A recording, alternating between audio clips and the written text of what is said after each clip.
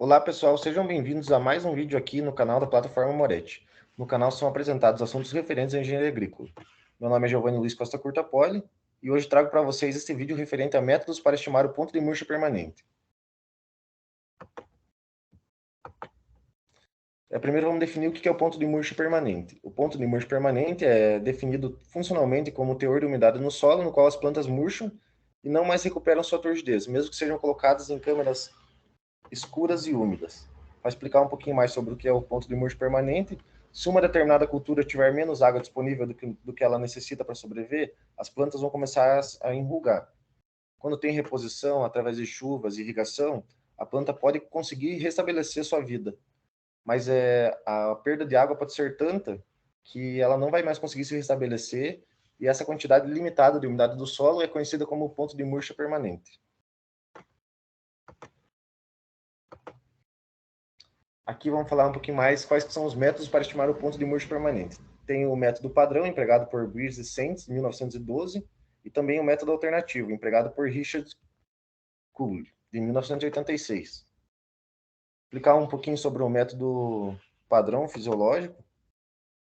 Para estimar o ponto de murcho permanente, se usa o método padrão, que é o fisiológico, o método empregado por Beers e Saints, 1912, como dito no slide anterior, é o padrão para determinar a PMP. Mas é que esse método é muito trabalhoso e ele também exige um pouco de tempo. Nesse método, as amostras de solos, após serem destorradas e peneiradas, são colocadas em vasos. Em seguida, vai se fazer a semeadura com girassol, pode ser com feijão também. O solo deve ser mantido em condições de teor de água próximo à capacidade de vaso, até que a planta tenha 2 ou 3 pares de folhas. Após ser atingida essa condição, o umedecimento é suspenso e a superfície do solo coberta com cartolina parafinada deixa apenas um orifício para a passagem da ácido da planta. Quando houver a murcha, a planta deverá ser colocada no ambiente úmido e escuro durante 12 horas, cujo procedimento tem continuidade até que a planta atinja sua murcha máxima e irreversível, sendo esse teor de água do solo considerado o ponto de murcha permanente. O gráfico aqui que eu coloquei no slide mostra em cima a água disponível, à direita o PMP, que é o ponto de murcha permanente, lá embaixo aquele valor menos 1,5 megapascal, significa que a partir desse valor, a planta não vai mais conseguir reverter a situação e ela vai entrar em ponto de murcha permanente. Vamos falar um pouco sobre o método alternativo.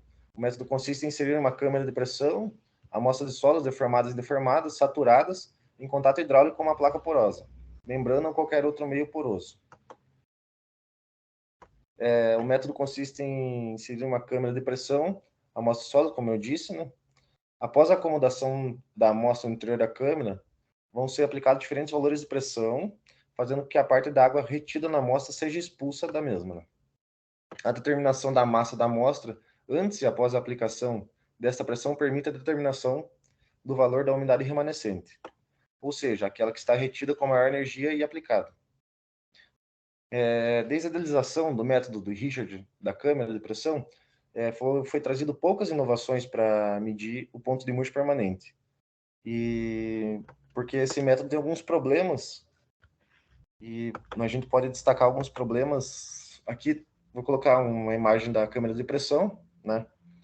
Como as amostras são colocadas ali naquele cilindro azul, né? Ali embaixo tem um cilindro para fazer pressão na câmara. E aqui a gente vai falar um pouquinho sobre os problemas que esse método tem, né? O estabelecimento do equilíbrio ocorre quando tem 3 problemas, né? Mas vou falar um pouco dos 3. O estabelecimento do equilíbrio ocorre quando cessa a saída de água da amostra na câmara de pressão, porém o julgamento do exato instante que isso ocorre é muito difícil de dizer quando que é, o exato momento que isso ocorre.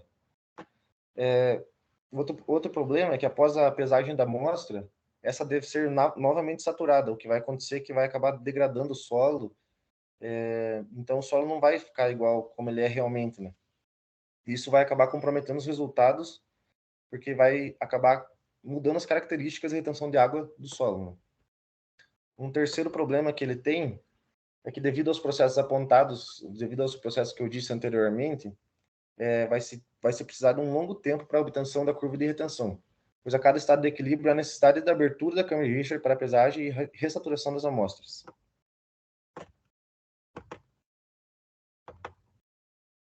Eu trouxe também um método idealizado por Bachin para falar um pouco aqui no vídeo, que eu achei muito interessante.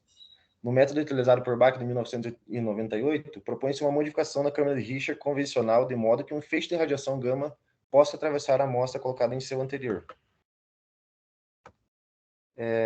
No método de utilização por Bach, propõe-se uma modificação na câmara de pressão de Richter. Essa modificação tem como objetivo a utilização da atenuação da radiação gama para avaliação contínua da umidade do solo durante o processo de determinação da curva de retenção. Essa nova metodologia desenvolvida possibilita a determinação mais rápida da curva de retenção, além de minimizar a manipulação das amostras. Ou seja, você vai mexer menos no solo do que no método da câmera normal, né? Pelo método nuclear, a amostra ela é saturada uma única vez. E modificações do arranjo poroso do solo também podem ser bastante minimizadas. Uma melhor definição do tempo de equilíbrio parado, quer dizer, outra característica muito boa desse método é que vai ter uma melhor definição do tempo de equilíbrio e também é obtido pelo novo método devido ao constante acompanhamento da variação de umidades e da amostra.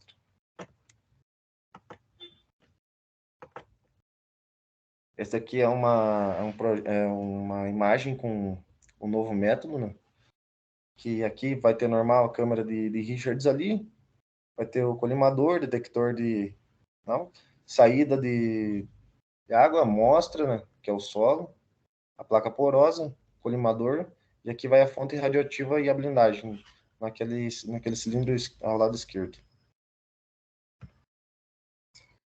Chegamos à conclusão. O que eu pude concluir fazendo esse trabalho é que o método padrão demanda de muito tempo e é pouco utilizado por ele ter algum tipo de imprecisão.